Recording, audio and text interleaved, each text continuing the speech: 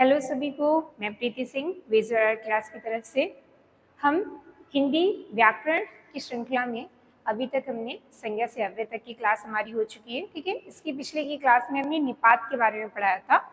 अब हम आगे आपको नया टॉपिक शुरू करने जा रहे हैं, संधि। ठीक है, संधि से आपके किसी भी एग्जाम के कंपटीशन में, किसी भी कंपटीशन एग्जाम में आपके सब में संधि से क्वेश्चन जरूर बनता है। ठीक है, संधि में हम आपको कुछ छोटे छोटे से ट्रिक्स टाइप के हैं जो आपको वर्ड के ऐसे एक से एक पहचाना जाता है, उसके बारे में पूरा डिटेल से अच्छे से बताएंगे। ठीक है, तो आपकी क्लास को पूरी क्लासेस देखिएगा, संधि की एक भी क्लास आप मिस मत करिएगा। ठीक है, तो हम संधि देखते हैं। संधि किसे कहते हैं? दो वर्णों के मेल से जो विकार उत्पन्न होता है उसे हम संधि कहते हैं। संधि किसे कहते हैं? दो वर्णों के मेल से जो विकार उत्पन्न होता है उसे संधि कहते हैं। संधि कहते हैं। ठीक है, यानी कि संधि जो होती है, संधि में आपके दो वर्णों का मेल होता है। या आपसे पूछा जाता है संधि क्या होती है? दो वर्णों का मेल है। संधि क्या है? दो वर्णों का मेल है। ठीक है, तो दो वर्णों के मेल से विकार उत्पन्न होकर के, यानी कि जब वो मिलते हैं तो थोड़ा उनमें विकार उत्पन्न होता है, और विकार उत्पन्न होने के बाद जो शब्द बनते हैं वो आपके क्या कहलाते हैं? संधि कहलाते हैं। ठीक है, ये तो हो गया दोनों को जोड़ना। लेकिन जब जोड़ करके उनको जो शब्द बनते हैं, यानी कि संधि के नियमों के द्वारा बने गए, मिलकर बने हुए वर्णों को जब अलग करते हैं या उनका मूल अवस्था में उन्हें फिर से लाने का प्रयास करते हैं, तो उसे क्या कहते हैं? संधि विच्छेद। यानी कि संधि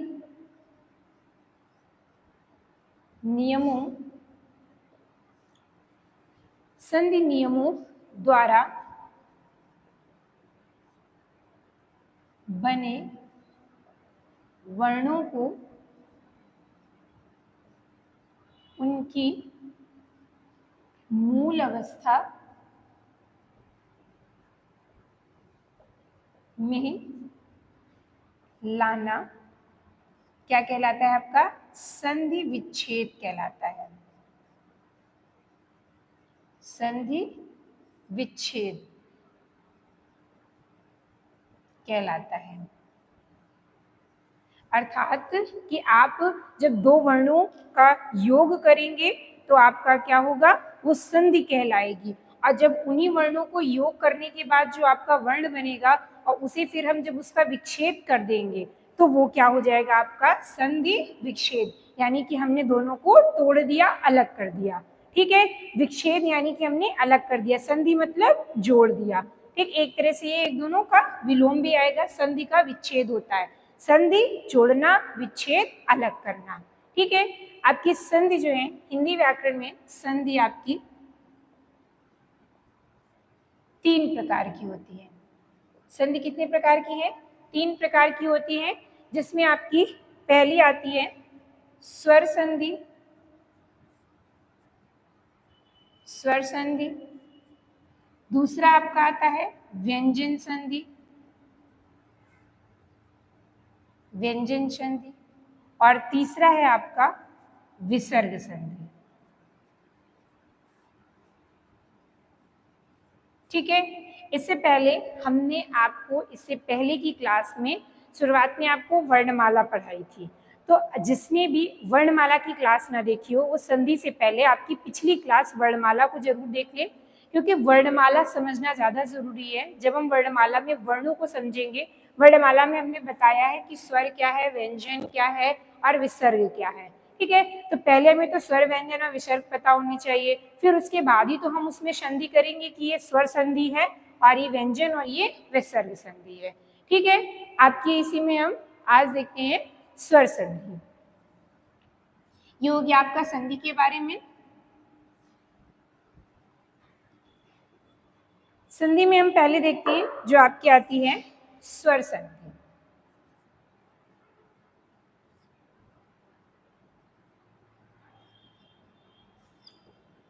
अब आप ये देखिए, संधि इस तरह भी लिखा जाता है और संधि इस तरह भी लिखा जाता है। ठीक है, तो ये शब्दों में कंफ्यूज मत होइएगा कि मैम ने बिंदी लगा दिया, आधा ना लिख दिया है तो इधर उधर कुछ गलत हो गया है। ठीक है, संधि दोनों तरह से लिखा जाता है। ठीक, अब हम देखते हैं कि आपकी स्वर संधि क्या होती है। स्वर संधि जो होती है जिसमें स्वर के वर्णों का मेल होता है वो आपकी स्वर संधि के अंतर्गत आती है। स्वर संधि आपकी कितने प्रकार की होती है? 5 प्रकार की होती है। स्वर संधि 5 प्रकार की होती हैं। ठीक है, स्वर संधि 5 प्रकार की कौन कौन सी होती हैं? पहला आपका दीर्घ संधि, दूसरा आपका गुण संधि, दीर्घ संधि, गुण संधि, यण संधि, यण संधि, चौथा आपका वृद्धि संधि और पांचवा है आपकी अयादि संधि।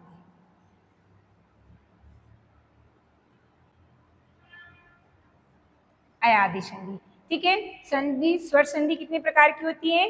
5 प्रकार की होती है आपकी। दीर्घ संधि, गुण, यण, वृद्धि और अयादि संधि। ठीक है, संधि के हम इसके एक एक संधि के बारे में पढ़ेंगे, लेकिन पहले संधि पढ़ने से पहले आपको वर्ण के बारे में हम बताते हैं कि वर्ण को विच्छेद कैसे किया जाता है। ठीक है, सबसे पहले आप वर्ण विच्छेद के ये समझिए कि जैसे आपका लिखा है कमल, ठीक है, तो कमल लिखा हुआ है। अब कमल में आपके कितने वर्ण हैं?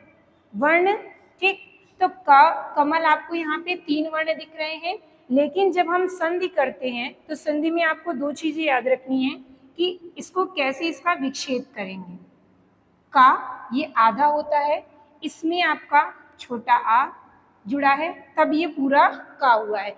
क्योंकि जब हमने आपको व्यंजन की क्लास में पढ़ाया था तो जो आपके व्यंजन होते हैं वो इस तरह होते हैं, का, खा, गा, घा, अंगा, यानी कि हर व्यंजन में आपके हलंत लगा होता है और किसी भी शब्द के, किसी भी वर्ण के नीचे अगर हलंत लगा होता है तो वो वर्ण कैसा होता है? आपका आधा होता है। ठीक है, तो यहाँ पे हमने ये किस तरह से होगा आपका क प्लस अ प्लस म प्लस अ प्लस ल प्लस आ। ठीक है, तो अगर हम देखा जाए तो इस एक शब्द में कितने वर्ण हैं आपके? क, अ, म, अ, ल, अ। ठीक है, ये हमें पता होना चाहिए कि किसी भी वर्ण में, जैसे हमने लिखा अतीव, ये आपको संधि में सबसे ज्यादा जो जरूरी है वो यही है कि आपको जो आपका शब्द है उसको वर्णों से तोड़ना आना चाहिए। ठीक है, वर्ण से हम किस तरह से उसको तोड़ेंगे? जैसे आपका ये अतीव लिखा है, अब अतीव को हमें तोड़ना है तो कैसे तोड़ेंगे? आ है यहाँ पे, आ स्वयं में अपने में एक स्वर के रूप में आता है, तो इसको हमें जोड़ने की, इसमें कोई भी स्वर जोड़ने की जरूरत नहीं है। ता है, ता पहले आपका आधा है। ठीक है, आधा व्यंजन इसमें ता प्रयोग हुआ है। फिर इसमें ये किसकी मात्रा लगी हुई है? बड़ी ई की मात्रा। तो ता के साथ यहाँ पे क्या हो गया? बड़ी ई। ठीक है, फिर आपका आया वा भी आपका आधा है और वा के बाद फिर क्या जुड़ जाएगा? आपका आ। अब देखिए, आपने देखा यहाँ पे अ, त और ये क्या आया यहाँ पे? ई, क्योंकि यहाँ पे ई की मात्रा है। ठीक, ये चीज आपको ध्यान देनी है कि किसी भी जो आपका वर्ण होता है वो आधा होता है, व्यंजन जो होता है वो आपका आधा होता है और व्यंजन में आपका स्वर जोड़ करके ही वो एक पूर्ण वर्ण बनता है, पूरा अक्षर बनता है। ठीक, ये चीज समझ में आई कि कैसे भी किसी भी हम शब्द को, उसके स्वर और व्यंजन को किस तरह से उसमें अलग करेंगे। ठीक, जैसे कि चलिए अब हम इसके आगे पढ़ते हैं, दीर्घ संधि के बारे में पढ़ते हैं, तो आपको बताएंगे कि कैसे इसमें अलग कर दिया जाता है। ठीक है, दीर्घ संधि स्वर संधि के अंतर्गत आपकी आती है दीर्घ संधि। दीर्घ संधि में आपके कौन से वर्ण बनते हैं? आ, ई और उ। दीर्घ संधि में आपके आ, ई और उ, अर्थात कि आपके दीर्घ संधि के अंतर्गत आ के बाद यानी कि छोटा अ के बाद अगर बड़ा आ बनता आता है तो भी आपका आ बनेगा, और अ के बाद बड़ा आ आपसे जुड़ता है तब भी बड़ा आ बनेगा। बड़ा आ और बड़ा आ जुड़ता है तो भी आपका बड़ा आ बनेगा। जैसे कि चलिए हम देखते हैं कि बड़ा आ, जैसे आपके छोटा आ के बाद अगर आपका बड़ा आ आता है, ठीक है, या पहले आप बन के छोटा आ और छोटा आ मिलके क्या बनेंगे आपके बड़ा आ। ये आपको पता होना चाहिए कि ये जो छोटा आ है ये मिलके बड़ा आ बनेंगे। अब इसमें संधि कैसे होगी, जैसे हमने लिखा धर्मार्थ, धर्मार्थ, ठीक है, तो यहाँ पे बड़ा आ बना। अब इसमें देखो इसको कैसे हम अलग करेंगे, संधि का बहुत माइनर सी चीजें जो हम आपको अभी बताने जा रहे हैं। अगर आपने इस शब्द को इस तरह से तोड़ना जान लिया तो आप किसी भी संधि को पहचान पाएंगे बहुत आसानी से कि वो उसमें कौन सी संधि होगी। ठीक, जैसे कि आपके धन में यहाँ पे आपका धा प्लस आ, ठीक है, फिर आपका आया ये रा जो है आपका, ये रा आपका जुड़ा है, फिर माँ, माँ के बाद क्या बना है यहाँ पे बड़ा आ लगा है, ठीक, फिर र और था के बाद इसमें आ भी आपसे जुड़ा हुआ है। ठीक, अब इसमें देखिए हम संधि पहचान रहे हैं, तो दीर्घ संधि में हमने क्या बताया, बड़ा आ आपका बनता है। दीर्घ संधि में क्या बनता है आपका बड़ा आ बनता है। ठीक, अब यहाँ पे देखिए यहाँ बड़ा आ कहाँ पे है, ये है आपका, ठीक, तो ये आपका क्या बन गया बड़ा आ। अब इसको कैसे अलग करेंगे, यहाँ पे ये क्या है, ये अलग हो गया और ये अलग हो गया। ठीक, जैसे ये बड़ा आ यहाँ पे कैसे बना, यहाँ पे आपका धर्म प्लस अर्थ से मिल करके यहाँ पे बड़ा आ। अब ये बड़ा आ की संधि कैसी हुई, यहाँ से हमने देखा यहाँ माँ में आ होगा और यहाँ पे अर्थ का आपका आ होगा और ये आ जुड़ करके आपका बड़ा आ बन गया। ठीक है, इस संधि का पहला नियम है कि आपके धर्म और अर्थ, धर्म और अर्थ को मिलके क्या बना धर्मार्थ। यहाँ छोटा आ और छोटा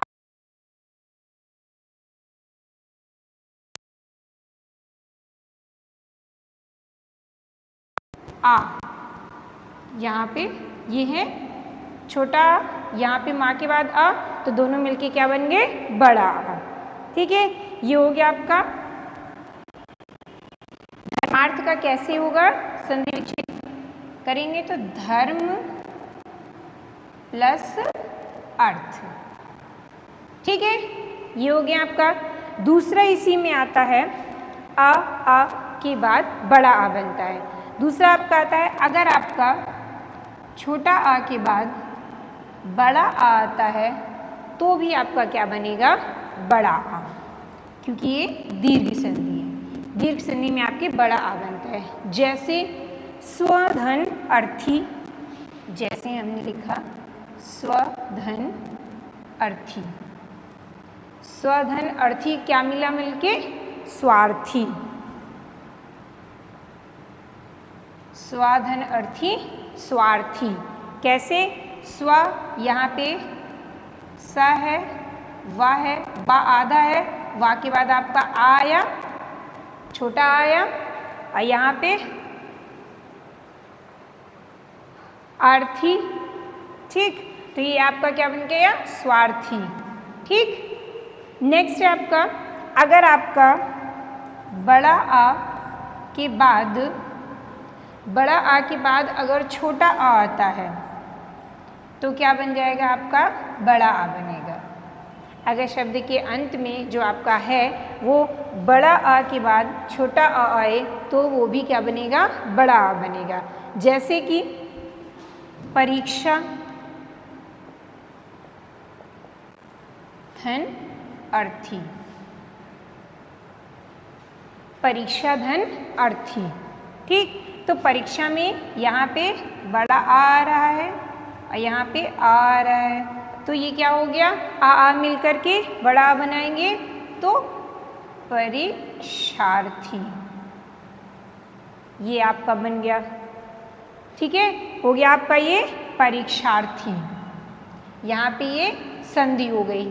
ठीक है, यहाँ पे आपका ये बड़ा आ और आ मिलकर के क्या बनाएगा, केवल बड़ा आ, जो हमने ये आपको बताया। इसके अलावा अगर आपके शब्द में बड़ा आ प्लस बड़ा आ आता है तो वो भी मिलके क्या बनाएगा, बड़ा आ बनाएगा। जैसे आपका हो गया महात्मा, महात्मा में क्या, महाधन आत्मा। ठीक है, तो इसका क्या बना, महात्मा। महाधन आत्मा, हमने यहाँ पे इसको तोड़ा तो हा में बड़ा आ प्लस आ त माँ में भी हमने आ जोड़ करके प्लस बड़ा आ।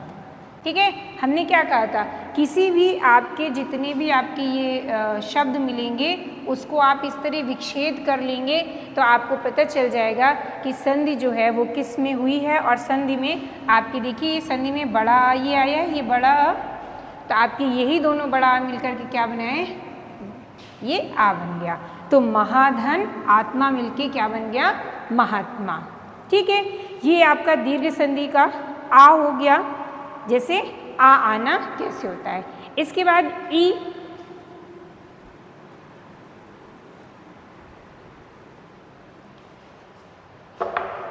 जैसे आपकी ई में छोटी ई के बाद अगर छोटी ई आती है तो आपका क्या होगा, वो बड़ी ई बन जाएगा।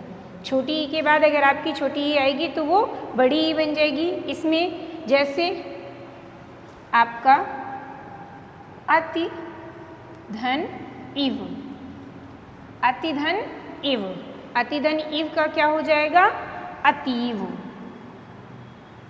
अतीव। अब कैसे, यहाँ पे हमने देखा इसका वर्ण विच्छेद करेंगे, अ धन त धन छोटी ई। ठीक, ये हो गया। अब इव में है तो इसमें भी आपकी छोटी ई वा हो गया, वा प्लस आ हो गया, ये हो गया। हमने इसको वर्ण विच्छेद किया। अब देखो यहाँ पे ये ई है, ये ई है, ये दोनों छोटी ई है और दोनों छोटी ई का मेल होकर के क्या बनेगा, आपकी बड़ी ई, और उसी से आपका ये क्या बन गया, अतीव। ठीक है, इसे समझ में आ रही है चीज़ कि कैसे हम वर्ण को आपके जैसे कि दे दिया जाता है, शब्द दिया जाता है, उस शब्द में आपके 4 ऑप्शन दे दिए जाते हैं कि इसमें से कौन सा सही होगा। जैसे अतीव दिया तो अतीव दे दिया आपको, अति धन इव दे दिया।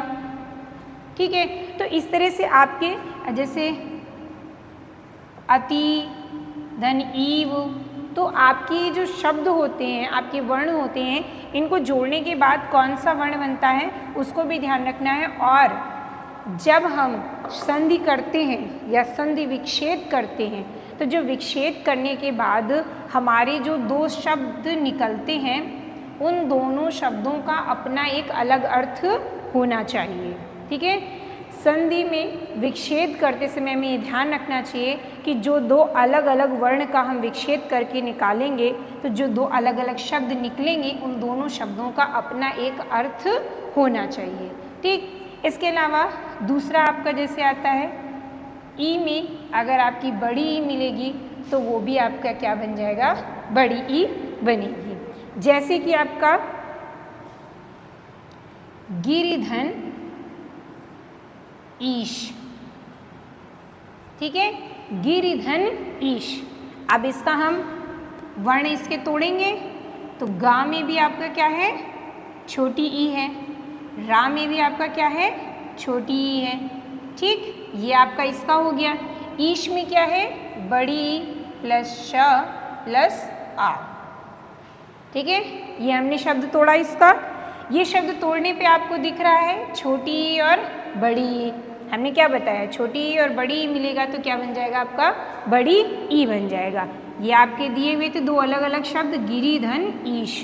हमने दोनों को तोड़ा, तोड़ने पे हमें ये पता चला कि ये ई और ये ई मिलकर के क्या बन रहा है, बड़ा ई, बड़ी ई बन रहा है और इसका बन जाएगा आपका गिरीश। ठीक है, क्या बन गया आपका गिरीश। इसी तरह आपका नेक्स्ट जैसे आपका आएगा बड़ी ई के बाद अगर छोटी ई आएगा, बड़ी ई के बाद अगर छोटी आएगा तो भी आपकी क्या बनेगी, बड़ी ई बनेगी। जैसे कि आपका मही धन इंद्र, मही धन इंद्र, मही धन इंद्र। अब हम इसका भी विच्छेद करके देख लें तो माँ धन आ धन हा और धन बड़ी ई, बड़ी ई हो गई है। इंद्र हमने लिखा तो इंद्र में ई आधा ना और ना आधा है तो हम आधा ही हलंत लगा के करेंगे और रा आपका है और दा है। ठीक, द्रा लिखा है तो दा आपका हो गया, दा आपका पूरा है तो दा के बाद आ भी आएगा। ये हमने वर्ण विच्छेद किया। अब हमने इसमें क्या कहा, बड़ी ई छोटी ई मिला के बड़ी ई बनती है। ठीक, तो यहाँ पे क्या है, ये आपकी बड़ी ई है, ये आपकी छोटी, मही की बड़ी ई, इंद्र की छोटी ई, इन दोनों को मिला दिया। हम ये आपको दिखा रहे हैं, हम इसका वर्ण विच्छेद इसलिए कर रहे हैं क्योंकि आपको ये पता होना चाहिए कि इस जो आपके ये दो अलग अलग शब्द लिखे हुए हैं, इन दोनों शब्दों में किस वर्ण को लेकर के और वो वर्ण कहाँ पर मौजूद है। ठीक है, तो इसलिए जब हम वर्ण विच्छेद किए तब हमने पता चला कि हा के साथ इसमें बड़ी ई भी जुड़ी है। ठीक, तो बड़ी ई छोटी ई को जोड़ कर क्या बनेगा, बड़ी ई बनेगा और ये हो जाएगा आपका महींद्र। ठीक है, तो आपका क्या बन जाएगा, ये महींद्र। इसी की तरह आपका एक नेक्स्ट है कि बड़ी ई और बड़ी ई आएगी तो भी आपकी क्या बन जाएगी, बड़ी ई बनती है। बड़ी ई और बड़ी ई मिला के आपका बड़ी ई ही बनेगी। इसमें कैसे, जैसे आपका रजनी धन ईश, रजनी धन ईश। ठीक, तो इसका क्या बन जाएगा आपका रजनी धन ईश अर्थात रजनीश, रजनीश। अब इसमें तो आपको बताने की जरूरत नहीं है, क्यों, क्योंकि देखिए आपको दिख रहा है यहाँ पे ना के साथ कैसी है, बड़ी ई लिखा है और ईश में आपका बड़ी ई है, तो बड़ी ई और बड़ी ई का संधि होकर के क्या बन जाएगा आपकी ये रजनीश। ठीक है, तो ये हमने दीर्घ संधि में ई कैसे बनता है उसके बारे में देखा। अब हम देखते हैं नेक्स्ट आपका ऊ।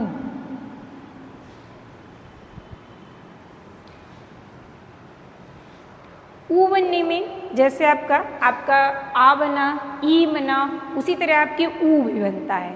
ठीक, इसमें आपका पहले छोटा ऊ प्लस छोटा ऊ, छोटा ऊ मिला के क्या बन जाएगा, बड़ा ऊ। कैसे बना, जैसे कि आपका हो गया भानु धन उदय, भानु धन उदय। देखिए आपसे जो क्वेश्चन आपका बनेगा, आपके दोनों चीज़ आपके पास होंगे, शब्द भी होगा उस क्वेश्चन में और आपके संधि किया हुआ है वो शब्द भी होगा और उसके संधि विच्छेद वाले शब्द भी होंगे। यहाँ पे क्या बन जाएगा, ये भानुदय। अब ये कैसे बना, आपके पास एग्जाम में ये शब्द भी मौजूद होगा और आपके पास ये शब्द भी मौजूद होगा।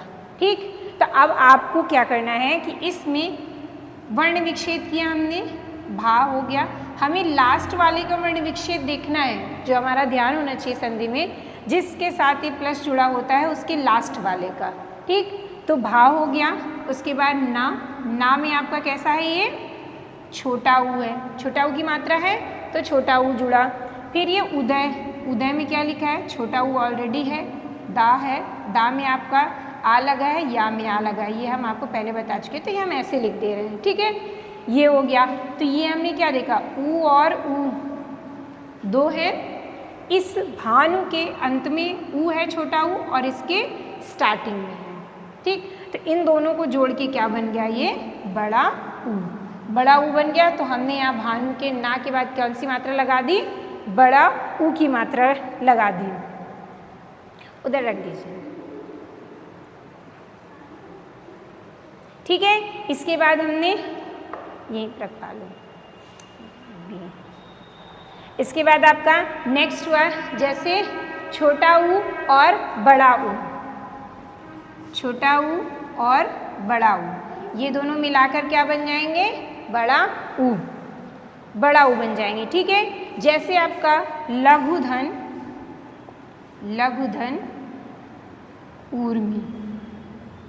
ठीक है, लघुधन ऊर्मी, तो यहाँ पे आपका लघु में छोटा ऊ लगा हुआ है और ऊर्मी में क्या है आपका, बड़ा ऊ है। तो हमने अभी बताया आपको छोटा ऊ और बड़ा ऊ मिलकर के क्या बन जाएगा आपका, बड़ा ऊ। तो इसका क्या हो जाएगा, लघूर्मी। ठीक, तो आपको संधि विच्छेद में याद रखना है कि कहाँ जो आपका जो पहला शब्द होगा उस शब्द का अंतिम वर्ण देखना है आपको, और जो इधर का वर्ण जो आपका बाद का शब्द होगा उसका पहला वर्ण आपको देखना है। ठीक है ना। इसी तरह आपका नेक्स्ट है कि बड़ा ऊ के बाद अगर छोटा ऊ आता है तो भी आपका क्या बन जाएगा, बड़ा ऊ बन जाएगा। ठीक, जैसे आपका वधू धन उत्सव, वधू धन उत्सव, वधू धन उत्सव बड़ा ऊ है और छोटा ऊ। वधू, वधू में आपके बड़े ऊ की मात्रा है, उत्सव में आपका छोटा ऊ है, तो ये दोनों जोड़ करके क्या बन जाएगा, बड़ा ऊ बन जाएगा और आपका क्या बन जाएगा, वधूत्सव। क्या हो जाएगा, वधूत्सव हो जाएगा। ठीक है, क्योंकि जब हम लोग लिखते हैं वधूत्सव तो इसमें हम छोटा ऊ की मात्रा लगा देते हैं, लेकिन आपको पता होना चाहिए कि बड़ा ऊ, वधू में बड़ा ऊ मात्रा लगती है और उत्सव में छोटा ऊ। वधू नहीं होता है, वधू होता है। ठीक, ये आपका बहुत बार एग्जाम में पूछा जाता है प्रश्न, वधू से आपके बहुत बार कंपटीशन में शब्द मिला है देखने को, तो लोग कंफ्यूज हो जाती है कि वधू होता है कि वधू होता है। वधू बड़ा ऊ की मात्रा होती है उसमें। ठीक है, नेक्स्ट आपका एक और है कि बड़ा ऊ के बाद अगर बड़ा ऊ आता है तो भी वो मिलकर के आपका क्या बनता है, बड़ा ऊ बन जाता है। जैसे कि आपका हो गया सरयू धन ऊर्मी। ठीक है, क्या बना, सरयू धन ऊर्मी। यहाँ पे भी हमने इसका वर्ण भी पहले शब्द का अंतिम वर्ण देखना है और दूसरे शब्द का पहला वर्ण देखना है। ठीक है, क्या कि पहले शब्द का अंतिम वर्ण और दूसरे शब्द का प्रथम वर्ण, इन्हीं दोनों में संधि का योग होगा और यही आपके बन जाएगा सरयूर्मी। ठीक है, तो ये दोनों का योग होकर के क्या बन गया आपका, बड़ा ऊ और सरयूर्मी बन गया। ठीक, आपको ये समझ में आया। तो हमने दीर्घ संधि में क्या देखा, दीर्घ संधि के अंतर्गत आपके ये बड़ा अ, बड़ी ई और बड़ा ऊ बनते हैं। ठीक है, और सबसे ज़्यादा ज़रूरी है जो हमने आपको बताया कि संधि में आपको वर्ण का विच्छेद करना जरूर आना चाहिए। अगर आप इस तरह से वर्णों का विच्छेद करना सीख जाते हैं तो आगे आप जितनी भी संधियाँ पढ़ेंगे आप आराम से लगा पाएंगे कि इसमें कौन सी संधि होगी। ठीक है, चलिए अब नेक्स्ट की क्लास में हम स्वर संधि के आपके और भेद देखेंगे।